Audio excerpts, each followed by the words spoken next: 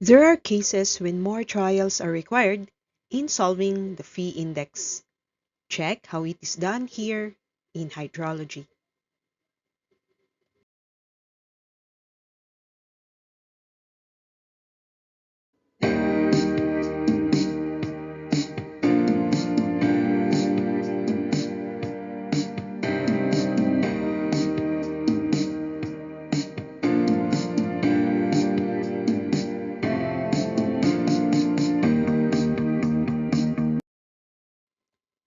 For a certain water basin, if precipitation occurs, there are water losses and possible runoff if the rain is ample enough.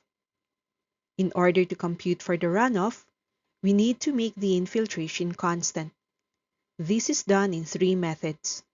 The first is the phi index, with the concept that the rainfall volume is equal to the runoff volume. The second is the F-average method, taking the average infiltration loss throughout the storm duration. The third is W-index, which takes the infiltration rate during the time the intensity is more than the infiltration capacity rate. Let's delve into the phi index deeper. This index computes for the infiltration rate from the rainfall excess, which is taken as equal to the runoff volume. This method uses the hyetograph of the excess rainfall. So to place the description into a mathematical sentence, we can say that phi index is the ratio of all losses due to infiltration and the duration of the rainfall. From the graph, we take the phi index as the pink area over the duration of the rainfall. Now to correlate the phi index with the runoff. The rainfall volume less the phi index by the duration of the excess rainfall is equal to the total direct runoff. This is written as P minus phi times T is equal to R. By transposing R and phi times T to the opposite sides, then divide the expression by the time, we take the phi index as the difference of the precipitation and runoff all over the duration, or that is P minus R over T. And since there are different entries at various times, we can write the runoff as the summation of P minus phi times the duration. The procedure of looking for the phi index is by trial and error, which means expect a number of iterations until the final value is verified to be correct. The first step is to count the number of pulses. This is just the number of entries in the record. Next is to look for the value of phi, using the function we discussed earlier. Check the number of entries giving excess rainfall. If there is a discrepancy between the impulses, repeat the procedure. The next problem contains a record of the time and rainfall depth for a certain storm over a catchment area. The direct runoff is 10 millimeters, and assuming the initial obstruction as negligible, we are to look for the phi index. Since we need to compare the values of the index with rainfall intensity, let's look for this parameter. With a given table, we are to start by adding a column for the pulse number, then check time. The values provided has an increasing trend, meaning they are the accumulated time recorded. So we look for the incremental time first, where we subtract consecutive values. The first entry is 0.5, followed by 1.5 plus 0.5 giving 1. 2 minus 1.5 is 0.5. Then 3.5 less 2 is 1.5. Next is 4 minus 3.5, giving 0.5. And 5 minus 4 is 1. After converting time, check on the next given column, the rainfall depth.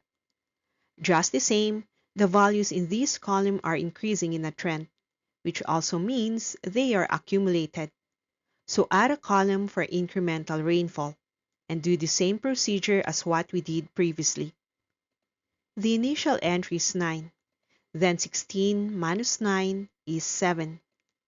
24 minus 16 is 8. Then 34 less 24 is 10. The next is 46 less 34, which is 12. And 52 less 46 is 6. Having figured out incremental depth and time, we solve for the rainfall intensity. Start with 9 divided by 0.5, which is 18. Then 7 over 1 is 7. Next is 8 upon 0.5, which is 16. Then 10 divided by 1.5 is 6.67. The last two entries have 12 over 0.5, which is 24, and 6 upon 1, giving 6. With rainfall intensity already determined, start with the first trial. As a start, use all the pulses, which means t is equal to 5 hours. With the function p less v times t as equal to the run of r, we need precipitation. That is the summation of the incremental rainfall, or the last entry of the accumulated rainfall. That is 52. So the function is 52 minus 5v as equal to the given runoff of 10 millimeters. The phi index is then 52 less 10 all upon 5, giving 8.4 millimeters per hour. With the first value of phi, there are 3 entries in the table which cannot produce runoff, as they are lower than the index. Try another iteration where those intensities lower than 8.4 are taken out. The table shows only 3 entries remaining, so m is 3, and time is taken as the summation of the remaining incremental time. In this case, t is 1.5 hours. With the same function, look for the new precipitation from the 3 entries, where we get 29 millimeters. The function then is 29 less 1.5 phi as equal to 10. So phi ends as 29 minus 10 all over 1.5, resulting to 12.67. Compare this with the remaining intensities, and it is noted that the index is lower than 18, 16, and 24.